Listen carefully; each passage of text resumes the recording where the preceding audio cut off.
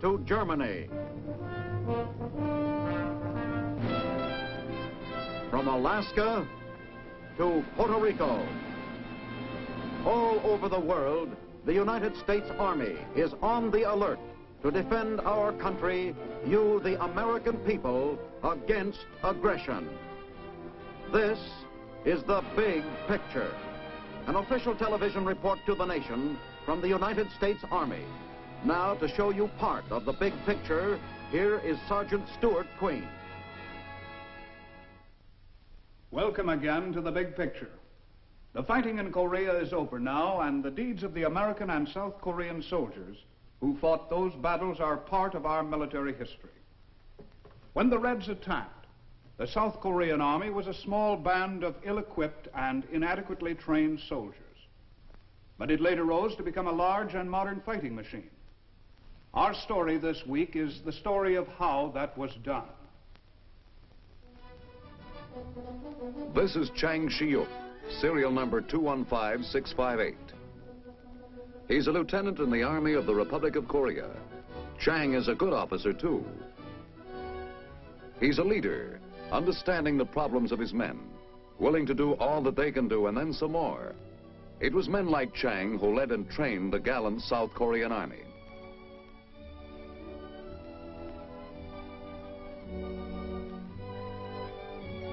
This is the story of how Lieutenant Chang and the ROK Army grew into a great fighting machine. It is the story, too, of Han and Lee and Yun, the splendid fighting youth of Korea. Once, only a few years ago, Chang and his countrymen were tillers of the soil. They grew rice and barley and wheat and soybeans and vegetables.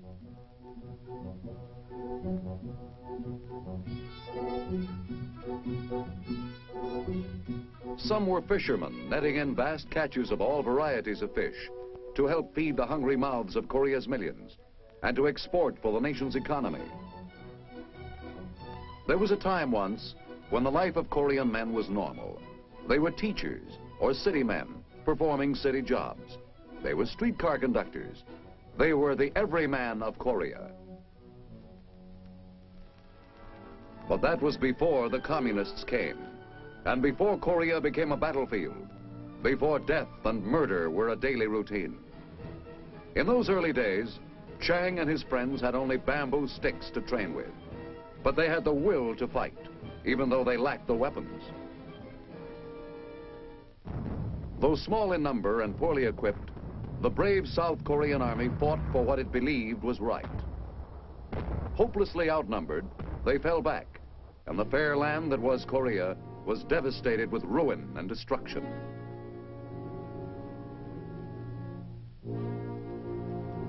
And the people were assaulted and massacred and made homeless.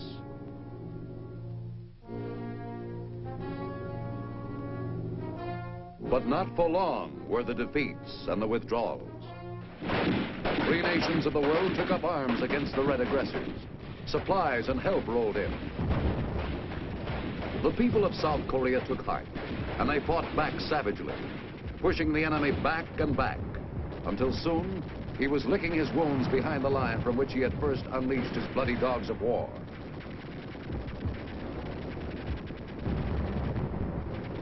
They defeated him because they had learned that men of peace cannot defend themselves adequately against the evil designs of the men of war unless they are prepared with vast quantities of materiel of war, unless they are prepared with oil and gasoline to feed the mighty juggernauts with power, unless they are prepared with cargo trailers to haul the materiel, unless they are prepared with rations to feed the fighting men, and most important, unless they are prepared with ammunition to feed the fighting guns.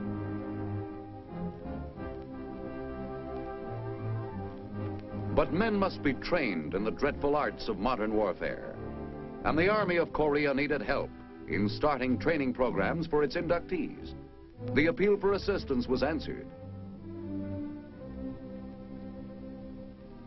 That's why the United States organized KMAG, the military advisory group to the Army of the Republic of Korea, which was conceived for the avowed purpose of advising in the organization, training, operations, and support of the Korean Army commanders and staff officers.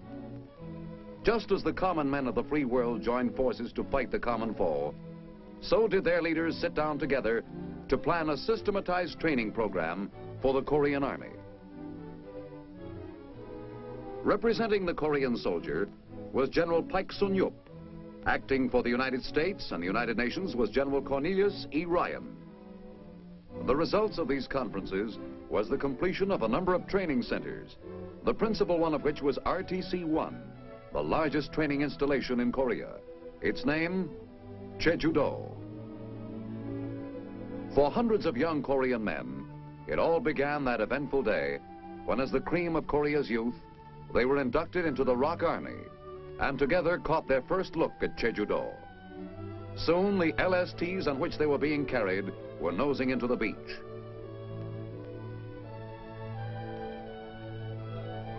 A huge pile of rock overshadowed the island and seemed to symbolize the rock-like determination of Korea to win out. Yes, this was Jeju-do, activated February 6, 1951, as a ROK training center. Chang and his countrymen took a first look around the island that was to be their new home for the next 8 weeks. They didn't know it then, but RTC-1 had a total training capacity of more than 70,000 men. At the time, they little realized that instead of being a disorderly bunch of raw recruits, they would soon be returning with the alertness and precision of trained soldiers. At their first formation, they learned a little of what was before them. What were their thoughts during the ever-changing events of that first day?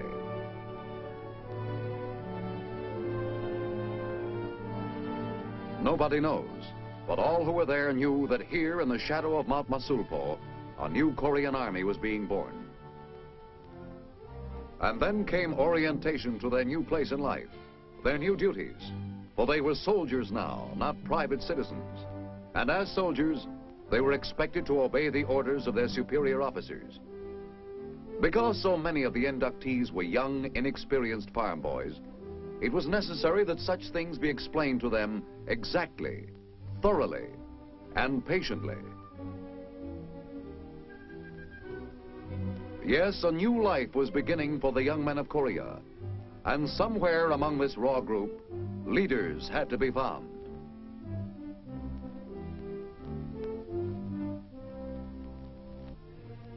For the Army was in dire need of competent leaders. The records of all the inductees were carefully examined to determine which could qualify. For many of Korea's new soldiers, the clothing and material issued was more than they'd ever owned in their past lives. KMAG realized that if men are to fight well, they must be supplied with at least the common necessities of life. One of those necessities is a buddy with whom to share confidence and fear. KMAG also knew that one of the most important necessities to a soldier is a warm, comfortable roof over his head. The first relaxation from the exhausting events of that first day brought a little time to think about the life they had just left.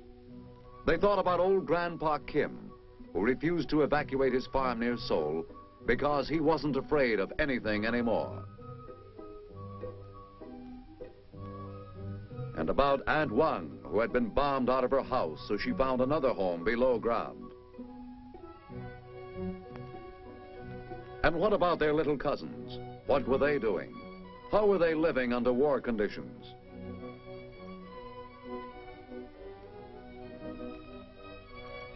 And of course there was Nam-ee, that trim little girl who was doing her bit as a nurse, working with the United Nations Civil Assistance for Korea. There was little relaxation after that. The time of the dreamer is in peace. The time for action is in war. At first they seemed one huge, awkward squad. But the constant drilling at the manual of arms helped to smooth it out a great deal. It was hard at first, but gradually by doing, they soon caught on.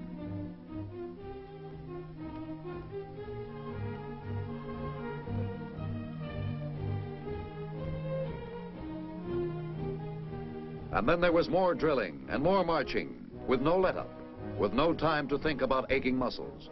There was a war on, and they were made to realize that wars were not won by weaklings. Before they were aware of it, they began to sense that subtle feeling that comes with knowing that they were working together as a well-trained unit, with military precision and dispatch. But it wasn't all marching and drilling. Quite often they were treated to the pleasure of sitting. But they had to be learning at the same time. And so they were taught the anatomy of a rifle, taught that a rifle is not just a rifle, that it is made of many little intricate parts. They learned that a good soldier knows how to use his rifle best only when he knows what makes it tick and stick. It was fire. Up to your feet again. Forward to the attack.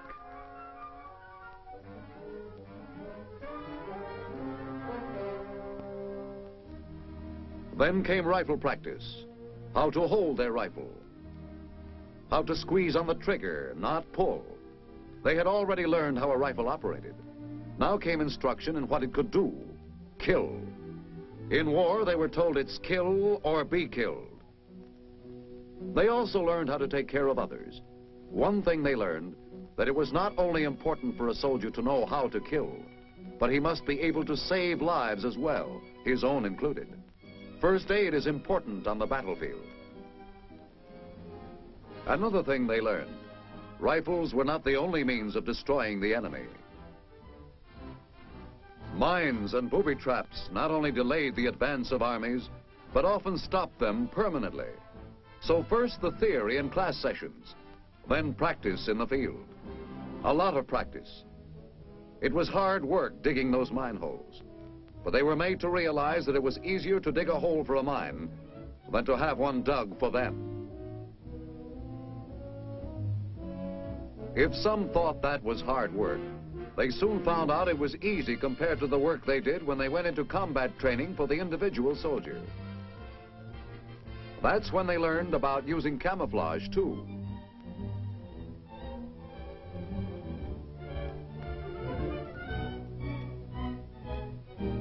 They fell to the ground, fired, then moved on, and crawled, and kept on crawling, with a heavy rifle cradled in their arms. They complained, but with grit and determination they carried on. They knew it was worth getting a few calluses on their elbows to be able to learn how to avoid getting a bullet in their head. It wasn't long before they also learned how big a bullet hole could be, especially when it came out of the business end of a Browning automatic rifle. Yes, the Korean trainees were impatient to learn fast, but with a little instruction, they soon got the hang of the most complicated weapons. When they squinted through the sights of that BAR rifle, they remembered that one day it would be the enemy. One thing they never got used to, the marching, with a full pack weighting weary shoulders. But they stuck it out grimly, because they knew it was all part of the job of becoming a good soldier. They knew that this was toughening them up so they could meet the enemy.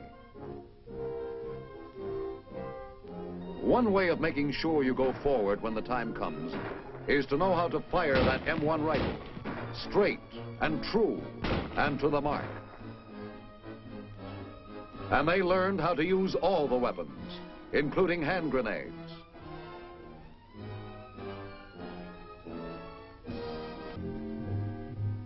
The bazookas were heavy, but they knew the rockets they delivered carried a terrific wallop. And always they were learning under the expert guidance of old Korea hands. Tough, determined men who had been through the early campaigns, who had come back to teach the inductees what they had learned through bitter experience. Every day was filled with something new. The field fortification instruction, for instance, with barbed wire. First, a demonstration. Then do it yourself. In preliminary training with that marvel of communications, the handy-talkie, how to operate, what makes it work, what is it used for? All the questions are answered and the soldier's knowledge grows.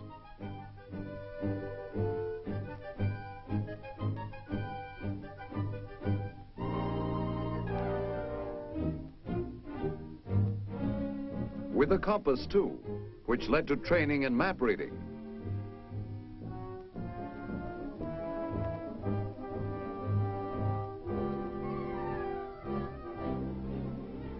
And then there was all that instruction and practical work in the combat formation training. It may have seemed then that they were playing kids' games, but they were kids' games that would pay off.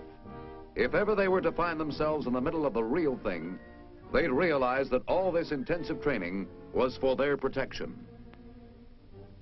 After 8 weeks of basic military training, Chang and his buddies were almost ready for battle. Almost. For the question now was, how would he and the other trainees conduct themselves under actual battle conditions? Here's where those games they played came in handy.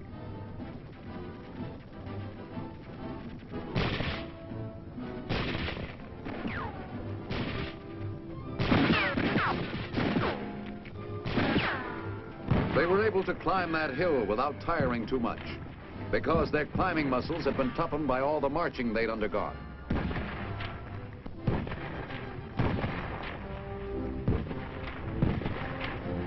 Korean and American officers were on hand always to observe the results of their training, the results of all the efforts KMAG had exerted in turning out fighting ROKs. They knew how to handle that bazooka because they had been taught patiently. The BAR weapon, too.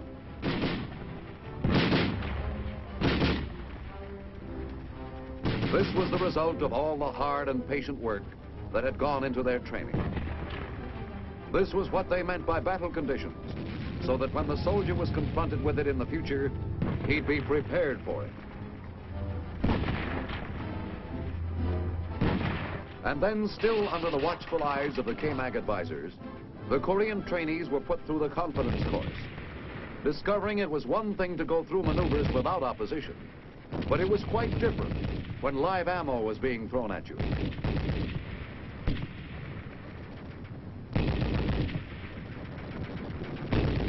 This was the acid test.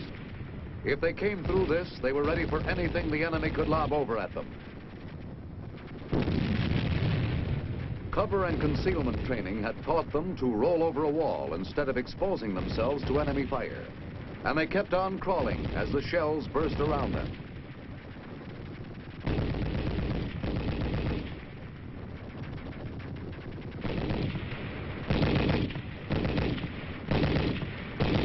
As the machine gun bullets spattered a murderous background to this baptism of fire, Chang kept on crawling because ahead of him was the opportunity to be a soldier in the Army of the Republic of Korea.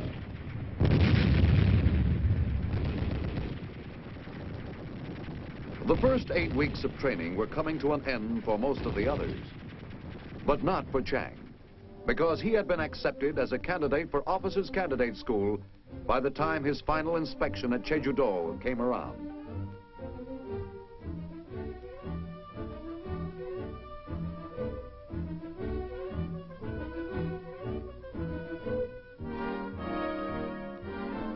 He remembered how stern that inspecting officer looked and how worried he was.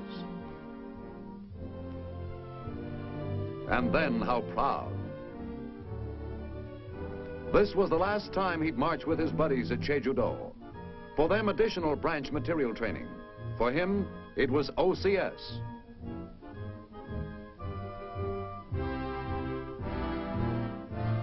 It seemed only a short time ago that they'd arrived at Jeju-do as untrained recruits. Now they marched back to the LSTs as soldiers ready for battle.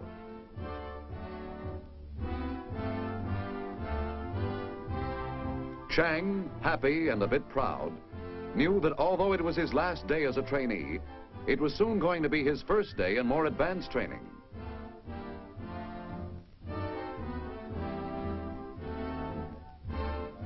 Before he realized it, he was marching again, this time with the other OCS candidates.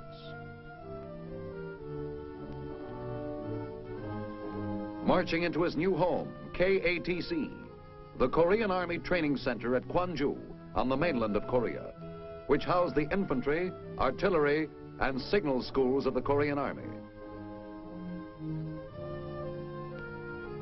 Here he would specialize as an infantry officer.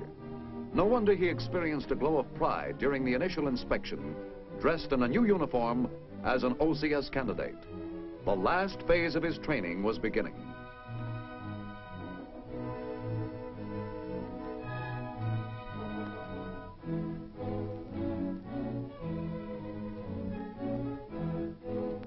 Then it was back to attending classes. No time to waste now. Officers were desperately needed. They were taught the principles of military training, preparation, application, examination, discussion, and criticism.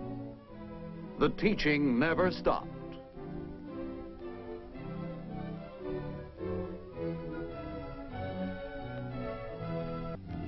Then began a period of learning from technical manuals.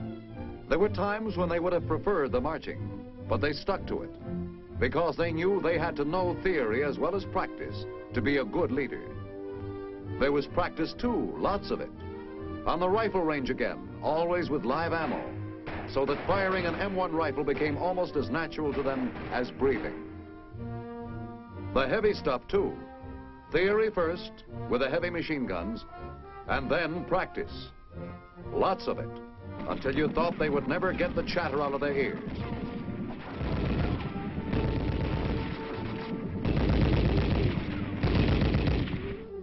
And then even heavier stuff, the 4.2 mortar. Yes, theory first, as always. And then, as always, more practice. They knew this wasn't officers' work, but they also knew that a good officer should be able to do anything his men can do, and more.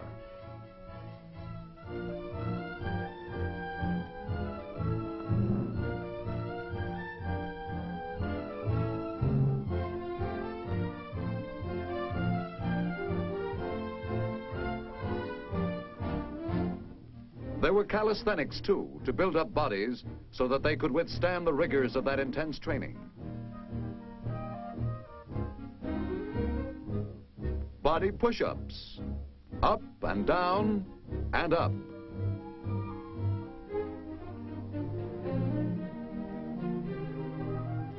Up and down the ladders, too. It got tougher and tougher, but so did the men, which was the purpose of it all. And this time it was across the ladders.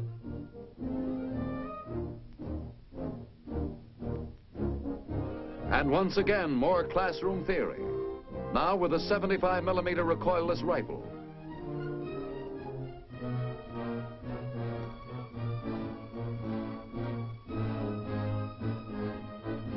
And with mortar fire direction center training.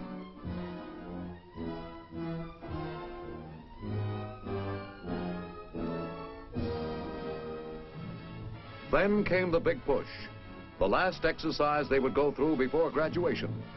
Its purpose, to put them through all the phases of combat.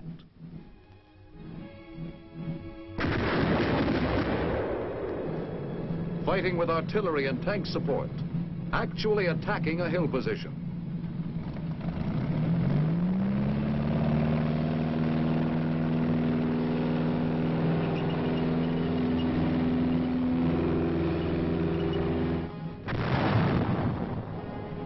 The men of KMAG were watching them, and the general seemed satisfied with what he saw. What did Chang and his friends think of then, as the shells burst and the bullets whistled around?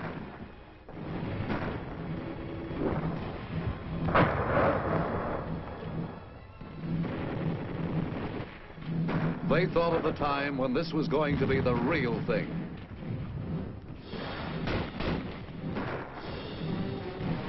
When up ahead was the live enemy with live ammo in their guns, to put them to the test of all they had learned in the last 24 weeks. How to get there and stay alive. That's what they thought.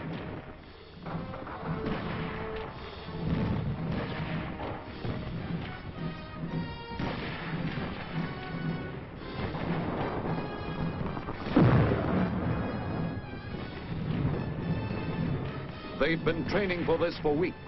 Now they were ready.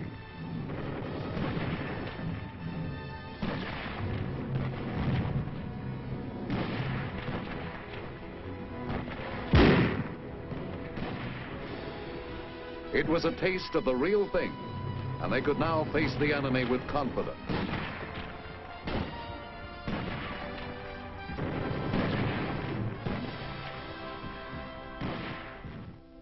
The battle exercise over, Chang and the other candidates participated in OCS graduation exercise, with the invocation first.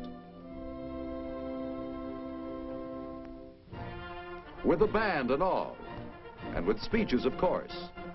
And they thought their salute was smart. This was the climax.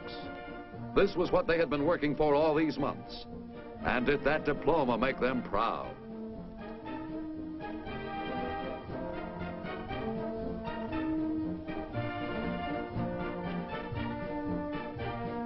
Now they were officers in the Army of Korea. Now it was Lieutenant Chang Shi-yup, a leader of men.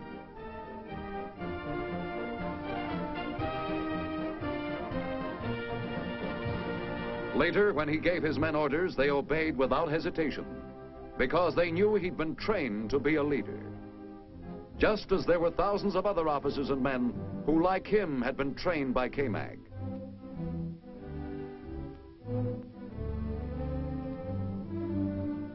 Tank, artillery, infantry, signal corps, medics. It doesn't matter what branch they were in. They were an army now, a trained army of men who could be ready at any time to leap to the defense of their country. Yes, it was Lieutenant Chang Shi-yup, but at the same time it was more than that. The splendid fighting youth of the Republic of Korea, looking ahead to a future of greatness, of happiness, and of peace. Now this is Sergeant Stuart Queen inviting you to be with us next week, when the Big Picture will bring you another pictorial report on the activities of your Army at home and abroad. The Big Picture is a weekly television report to the nation on the activities of the Army at home and overseas. Produced by the Signal Corps Pictorial Center. Presented by the U.S. Army in cooperation with this station. You can be an important part of the big picture. You can proudly serve with the best equipped, the best trained, the best fighting team in the world today, the United States Army.